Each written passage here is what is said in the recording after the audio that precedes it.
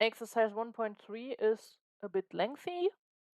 There are a lot of steps to do to prepare the data for later, where we do, for example, the different plot types, we do a bit of customization, and in the end, we're also doing a case study on this data. So I will not go through like all the text to define the exercise, but jump right into the solutions here. So we read in the data here, it's the hepatocellular carcinoma dataset. So this is how the dataset looks like. We have a gene name, an accession, some other information, peptide count, for example, how many unique peptides it has. Here you have the p-value of the ANOVA. So it's actually a t-test, but the software calls everything ANOVA here. You have the so-called max fold change. So one mean of one group divided by the mean of the other group, but always so that it is higher than 1. So this is why you need these two columns to see which condition was the higher one and which was the lower one. Yeah, so in this case, the max fold change means control that was divided by HCC. But here in the second line, HCC was divided by control. So this is something we have to resolve in the pre-processing to get actually the fold change, sometimes positive, sometimes negative, on log scale to be able to plot a volcano plot later. And then here we have actually the protein intensities for 19 control tissue and 19 cancerous tissue. This is a paired design, so the tissue from HCC1 belongs to the same patient as the one for C1. This is just the adjacent tissue from a surgery that is without cancer. So we can read this data in, for example, using the OpenXLSX package. You can see it here. It has 48 variables and 2,700 observations, roughly, but the observations are the proteins in this case.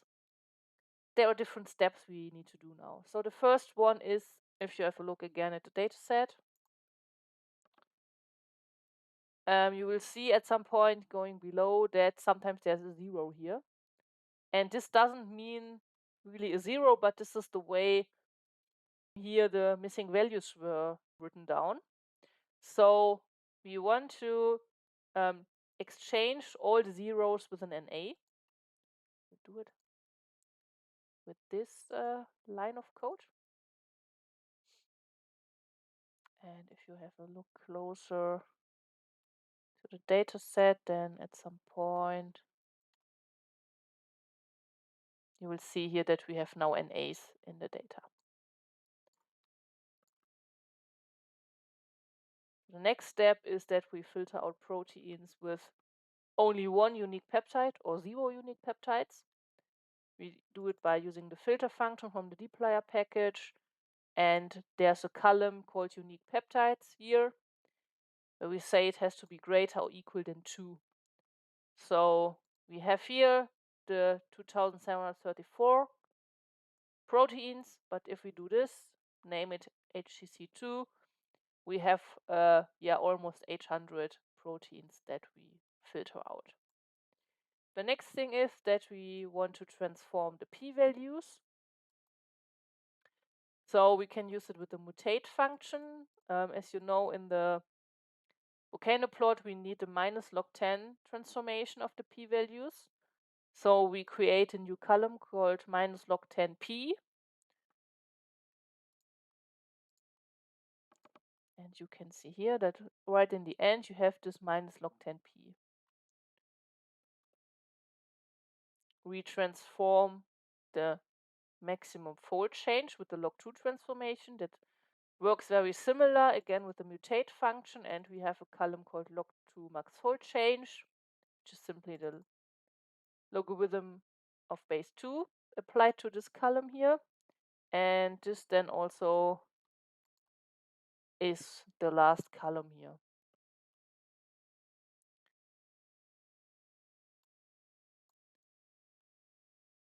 As I said before, we have this maximum fold change, which means that we have this additional columns here, highest mean condition, which tells us, okay, which of those is actually higher.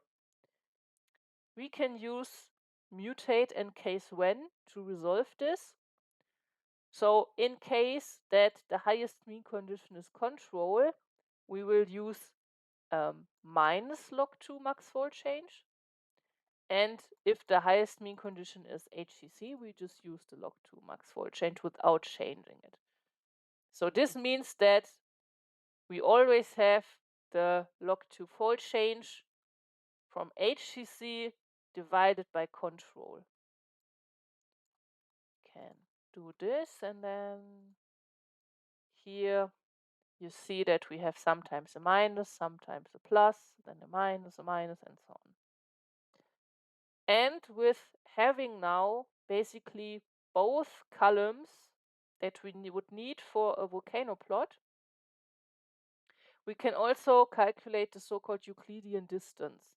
So this is basically the distance of a certain data point in the volcano plot to the 0 point, so to the origin of the plot. And the higher the Euclidean distance is, the more interesting is this protein for us, because either it has a very high fold change, or it has a very low p-value, or a combination of both. So how do we do this? Again, we use the mutate function. The distance is calculated as the minus log 10p squared plus log 2fc squared, and the sum of these is then put into the square root function. So this calculates the distance, and then we can see here we have this Euclidean distance and can use it, for example, to sort our candidates.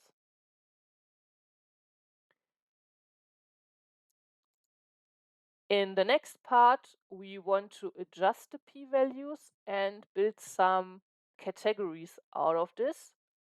So we have this ANOVA p-value, and we want to adjust it with using the function p-adjust with the method FDR. You can see it here. This is the adjusted p-value.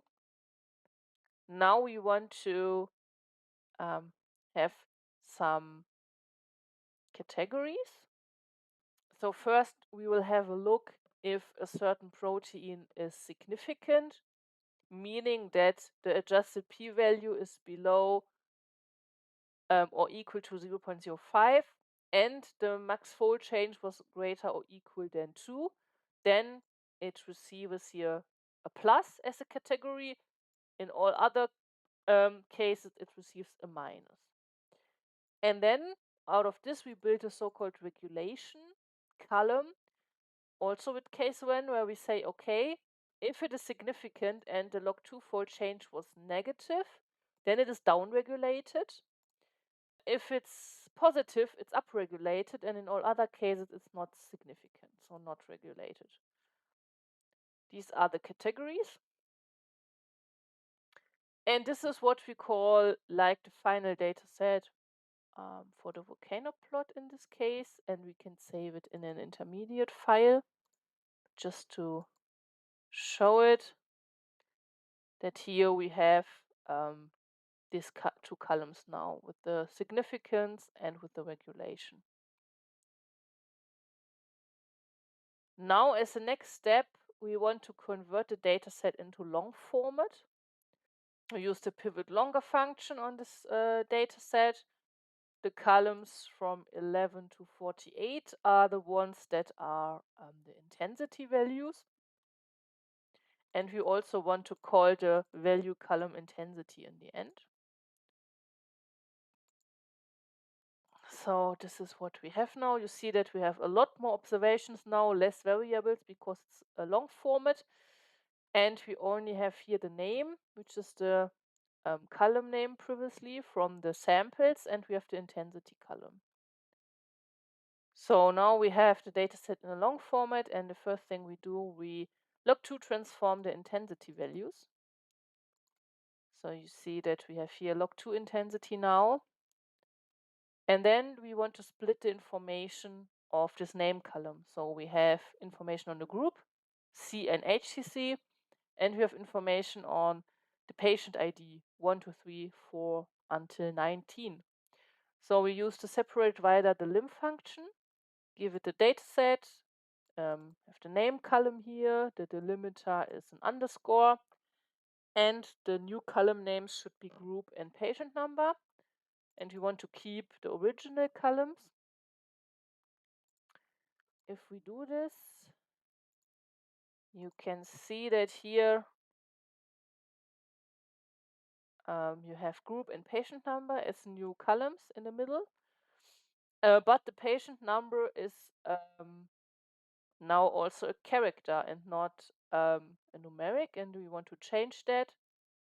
So here we mutate it again and have as numeric of the patient number. This is, I think, mostly because this can help us ordering the patient. Not in alphabetical order, but in the numerical order. Okay, this data set, for example, can be used to plot a box plot of all the samples next to each other.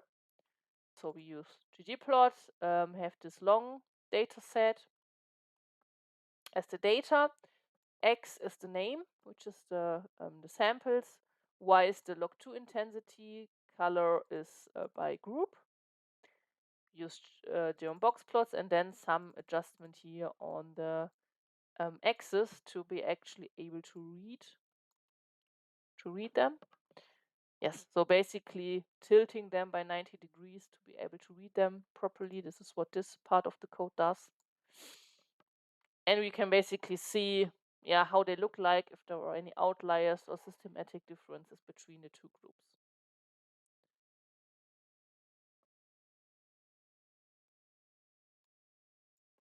As a next step, we want to map some additional patient data to that. So we have a data set called clinical data,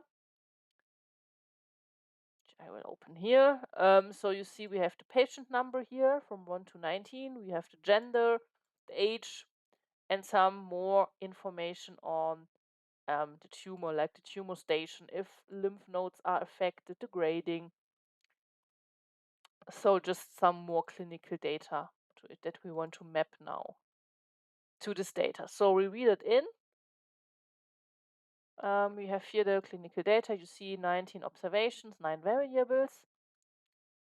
We use this match function here, matching the patient number in our long format data set with the patient number in the clinical data.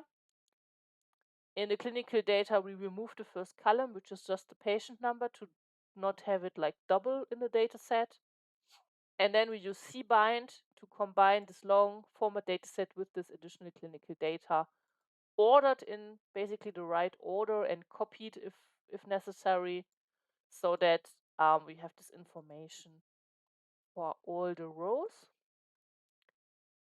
So we have here this data set where you can see that you have here gender, age, and so on. So in this view, maybe here you have all the information on the clinical parameters also now in the same data set.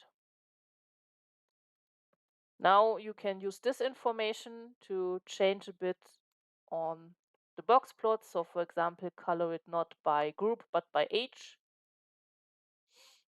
Yeah, just change here color to age.